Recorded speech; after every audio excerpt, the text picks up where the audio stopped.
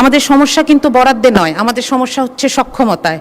আমরা গত বছরে সম্পূরক বাজেট দেখছি, যেখানে 100 টাকা বরাদ্দ ছিল আমরা হয়তো 97 টাকা খরচ করতে পেরেছি, কিন্তু তারপরেও আমরা আগামী বছর কেন 110 টাকা খরচ করার পরিকল্পনা নিয়েছি এটা আমার কাছে পরিষ্কার নয়। এখানে কিছু ভুতুরে বরাদ্দ আছে। আমাদের এই সংসদটিকে কেউ বলে থাকেন জুলাইয়ের সংসদ, কেউ বলেন এটি গুম, আয়নাঘর, নির্বাসন থেকে ফিরে আসা মানুষদের সংসদ। আমি গর্বিত এই সংসদের অংশ হতে পেরে।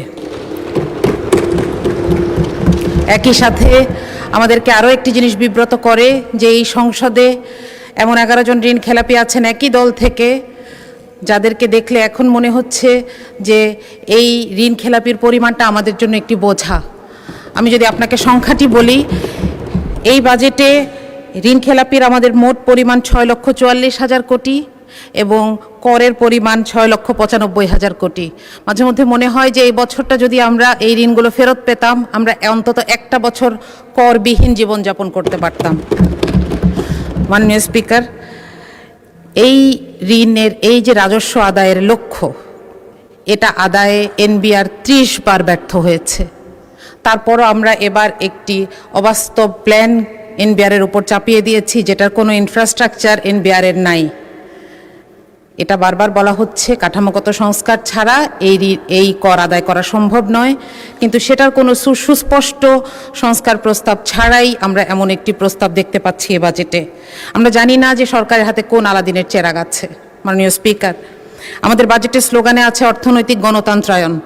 আমি জানি না যে এই কারণেই কিনা বাংলাদেশের সবচাইতে বড় ব্যাংকটিকে এবং সবচাইতে বিখ্যাত সেবামূলক হাসপাতালটিকে খুব দুঃখজনকভাবে একটি বিপর্যয়ের শিকার হতে হচ্ছে।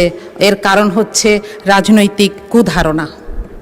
আমি বলবো এটি রাজনৈতিক কুধারণা, কারণ এগুলোকে আর্থিক প্রতিষ্ঠান হিসেবে না দেখে সরকার বিরোধী দলের প্রতিষ্ঠান হিসেবে দেখছে, যেটি সুস্পষ্ট অসত্য।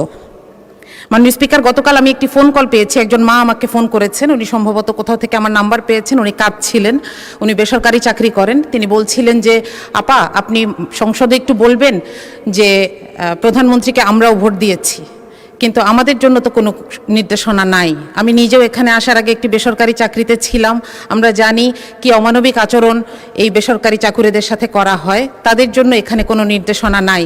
আমি আশা করব যে সরকারি পে স্কেলের পাশাপাশি বেসরকারি পে স্কেলের ব্যাপারেও কিছু নির্দেশনা আসুক।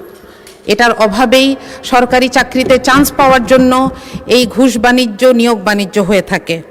মাননীয় স্পিকার, আমরা এখানে একটি দুঃখজনক কথা বলতে চাই, সেটা হচ্ছে আমাদের প্রধানমন্ত্রী, আমাদের সবার প্রধানমন্ত্রী, বাংলাদেশের প্রধানমন্ত্রী, তিনি যখন একটি এআই জেনারেটেড ছবি দিয়ে একটি বিবৃতি দেন, তখন আমরা জাতি হিসেবে বিব্রত হই।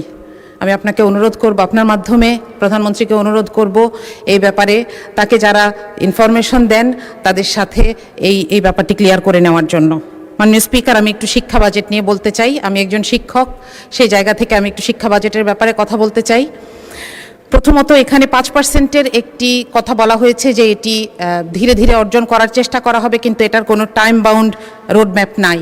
দ্বিতীয়ত, আমাদের সমস্যা কিন্তু বরাদ্দে নয়, আমাদের সমস্যা হচ্ছে সক্ষমতায়। আমরা গত বছরে সম্পূরক বাজেট দেখছি, যেখানে 100 টাকা বরাদ্দ ছিল আমরা হয়তো 97 টাকা খরচ করতে পেরেছি, কিন্তু তারপরেও আমরা আগামী বছর কেন 110 টাকা খরচ করার পরিকল্পনা নিয়েছি এটা আমার কাছে পরিষ্কার নয়। এখানে কিছু ভুতুরে বরাদ্দ আছে।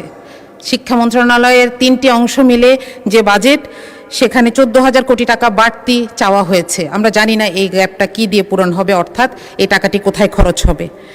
বাংলাদেশে কওমি শিক্ষার মতন একটি ঐতিহ্যবাহী ধারা নিয়ে বাজেটে কোনো নির্দেশনা নাই।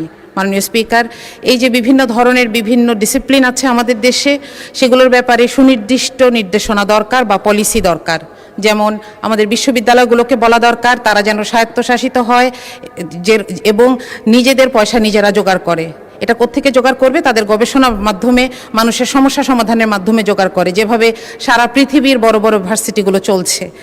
আমাদের যদি এখানে আমরা বলি যে আলিয়া মাদ্রাসাকে বলি যে আপনারা মান উন্নয়ন করেন, আমরা আপনাদেরকে এমপিওভুক্ত শিক্ষা প্রতিষ্ঠানগুলোর সমান পয়সা দিব।